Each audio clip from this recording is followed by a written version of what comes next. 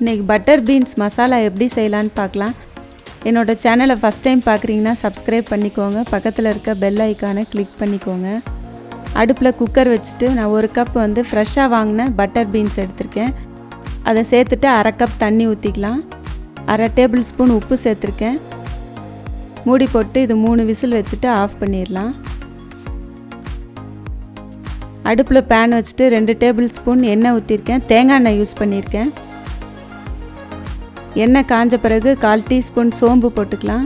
அது நல்லா பொரியட்டும். 2 வெங்காயம் இந்த மாதிரி நீளமாக கட் பண்ணி வச்சுருக்கிறத அதோடு சேர்த்துடலாம். வெங்காயத்தில் இருக்க பச்சை ஸ்மெல்லு போகிற வரைக்கும் நல்லா வதக்கி விடணும்.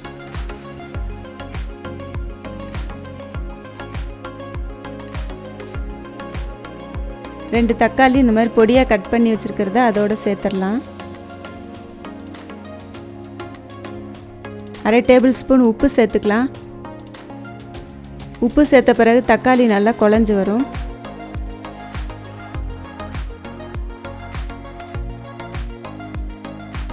நம்ம பட்டர் பீன்ஸ் வேக வைக்கும்போது உப்பு போட்டிருக்கோம், அதனால் பார்த்து போட்டுக்கலாம்.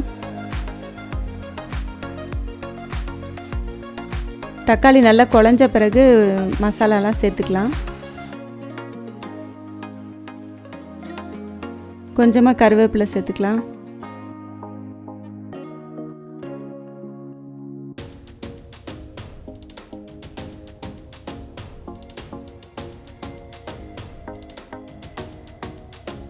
இந்த மாதிரி தக்காளி நல்லா வெந்து எண்ணெய் பிரிஞ்சு வந்த பிறகு 1 டேபிள் ஸ்பூன் தனி மிளகாய் தூள், 2 டேபிள் ஸ்பூன் தனியா பவுடர் போட்டிருக்கேன். 1/2 டேபிள் ஸ்பூன் ஜீரகத்தூள், 1/4 டீஸ்பூன் மஞ்சள் தூள் சேர்த்துக்கலாம். சேர்த்துட்டு அதில் இருக்க பச்சை ஸ்மெல்லாம் போகணும். அந்த எண்ணெயிலே நல்லா வதக்கி விடலாம்.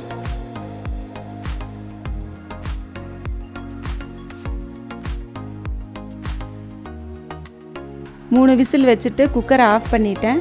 ப்ரெஷர் அடங்கின பிறகு ஓப்பன் பண்ணி பார்க்கலாம். இந்த மாதிரி நல்லா வெந்திருக்கும்.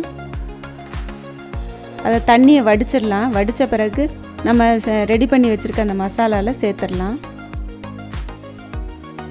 சேர்த்துட்டு எல்லாத்தையும் நல்லா மிக்ஸ் பண்ணி விடணும். இதோட அளவுகள்லாம் நான் டிஸ்கிரிப்ஷன் பாக்ஸில் போட்டிருக்கேன், பார்த்துக்கோங்க. இந்த மசாலா எல்லாம் வெந்து வர்றதுக்கு 1/2 கப் தண்ணி ஊற்றிக்கலாம். தண்ணி ஊற்றிட்டு மூடி போட்டு வேக வச்சிடலாம். ஏன்னா அந்த பட்டர் பீன்ஸில் காரம்லாம் இறங்கணும், அதுக்கு தான் கொஞ்சம் தண்ணி ஊற்றி வேக வைக்கிறது.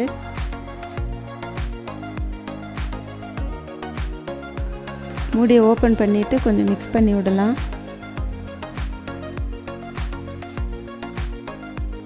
இன்னும் ஒரு 5 நிமிஷம் மூடி போட்டு வேக வைக்கலாம். இந்த மாதிரி கொஞ்சம் கெட்டியாக வந்துடுச்சு. இந்த மாதிரி ஸ்டேஜில் ஆஃப் பண்ணிடலாம். கொஞ்சமாக அதுக்கு மேலே கொத்தமல்லி தூவி விட்டுறலாம். ரெடி ஆயிடுச்சு. இதை செஞ்சு பாருங்கள். இது ரொம்ப நல்லாயிருக்கும். தயிர் சாதம், ரசம் எல்லாத்துக்குமே இது நல்லாயிருக்கும். இதை செஞ்சு பார்த்துட்டு உங்களுக்கு பிடிச்சிருந்தா லைக் பண்ணுங்கள், ஷேர் பண்ணுங்கள். என்னோடய சேனலை சப்ஸ்கிரைப் பண்ணிக்கோங்க. தேங்க்யூ.